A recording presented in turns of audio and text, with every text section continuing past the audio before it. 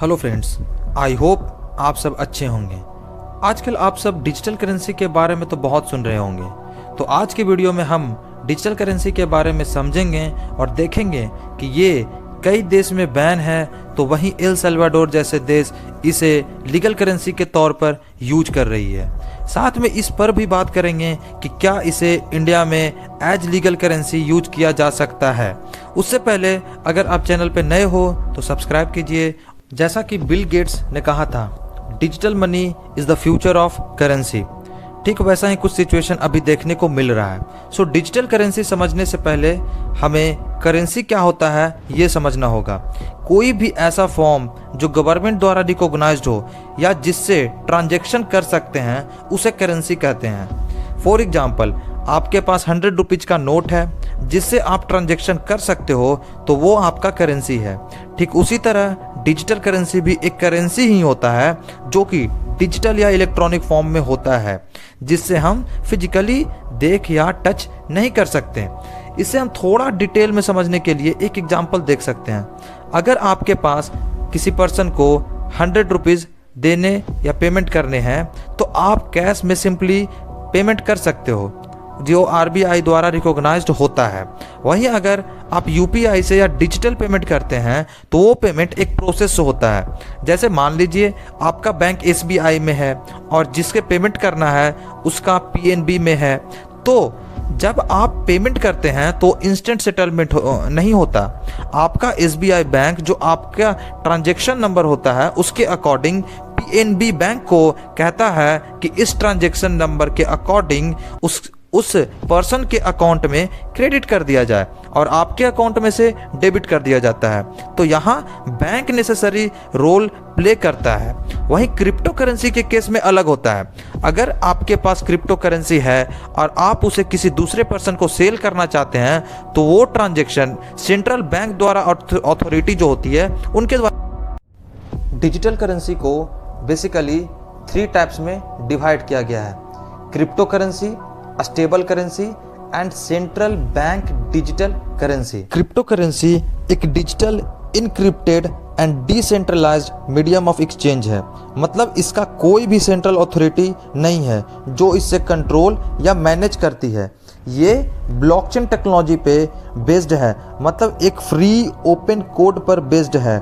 हम केवल इसके कुछ पॉपुलर कॉइन्स लाइक बिटकॉइन और एथेरियम के बारे में जानते हैं। स्टेबल करेंसी भी एक क्रिप्टो करेंसी ही है जिसका वैल्यू किसी अनदर असेट के साथ पेग्ड कर दिया जाता है ताकि उसका वैल्यू स्टेबल रह सके। फॉर एग्जांपल, अभी करेंट में स्टेबल कॉइन का वैल्यू यूएस डॉलर के साथ पेग्ड कर दिया गया है।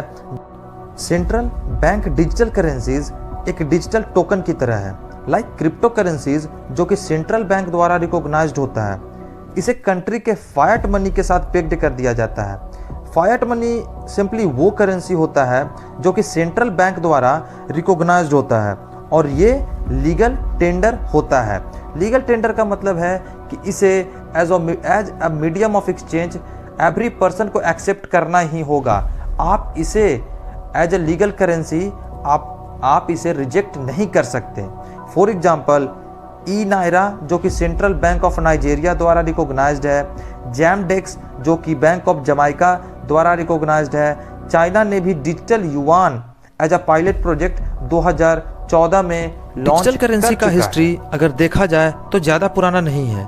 इसकी शुरुआत 1996 में हुई थी जब डॉगलस जैक्सन जो कि पेशे से एक वकील थे, उन्होंने ई गोल्ड के रूप में किया था। उस समय ई गोल्ड काफ़ी फेमस हुआ था। इवन मर्चेंट्स, ट्रेडर्स इसे एक्सेप्ट करने लगे थे। फिर 1998 में वेब मनी आया जिसे मॉस्को के एक कंपनी ने पेमेंट, बिलिंग और ट्रेडिंग के लिए यूज करता था। वेब मनी अभी भी कई इंटरनेशनल करेंसीज को सपोर्ट करता है, like US dollar, Russian rouble और बिटकॉइन।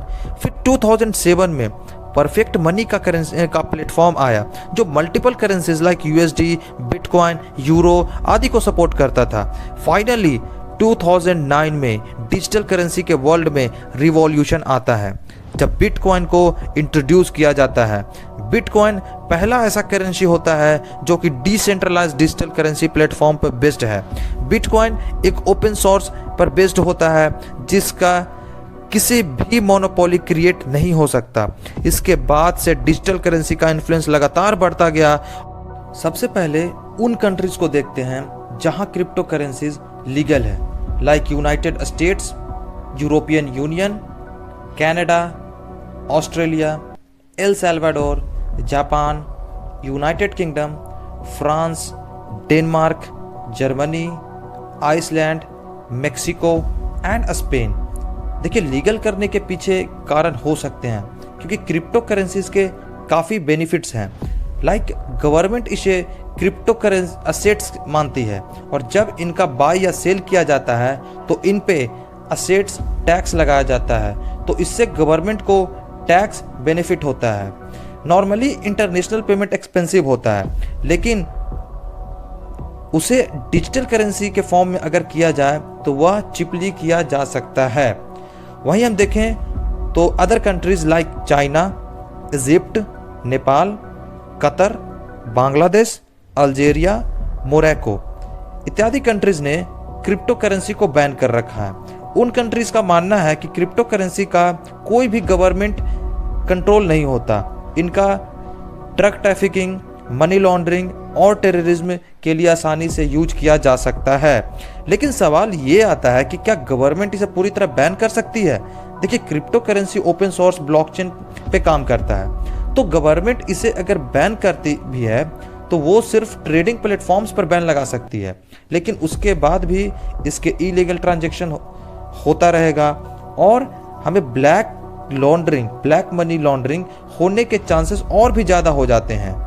एल सल्वाडोर का केस समझना इसलिए ज़रूरी है क्योंकि ये पहली कंट्री थी जिसने बिटकॉइन को एज लीगल टेंडर एक्सेप्ट किया था। मतलब इस करेंसी को एक्सेप्ट करना होगा just like rupees in our country.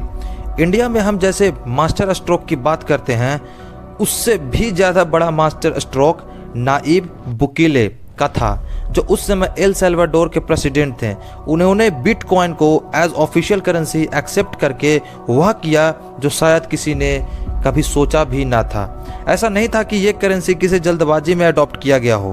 Proper bitcoin regulation committee द्वारा कई सजेशंस दिए गए थे जो कि लॉ के रूप में इम्प्लीमेंट किया गया है। बिटकॉइन को इम्प्लीमेंट करने के बाद कुछ आर्टिकल्स जैसे बिटकॉइन और डॉलर का exchange rate market force decide करेगी। किसी भी प्रोडक्ट का दाम बिटकॉइन के फॉर्म में एक्सप्रेस किया जा सकता है। गवर्नमेंट को बिटकॉइन के फॉर्म में टैक्स पे किया जा सकता है।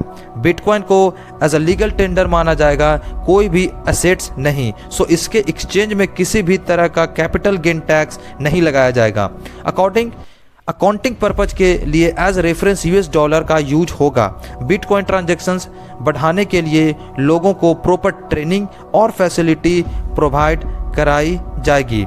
एल सल्वाडोर का केस देखा जाए तो ये बहुत ज़्यादा एक्सेप्शनल केस है, लेकिन हाँ, इससे यहाँ की इकोनॉमी पर पॉजिटिव इम्पैक्ट देखा गया।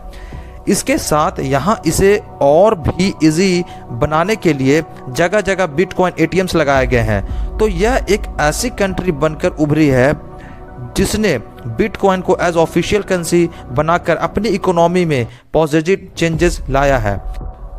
2018-19 बजट स्पीच में फाइनेंस मिनिस्टर निर्मला सीतारमण जी ने अनाउंस किया था कि इंडिया क्रिप्टो करेंसीज को लीगल टेंडर एक्सेप्ट नहीं करती।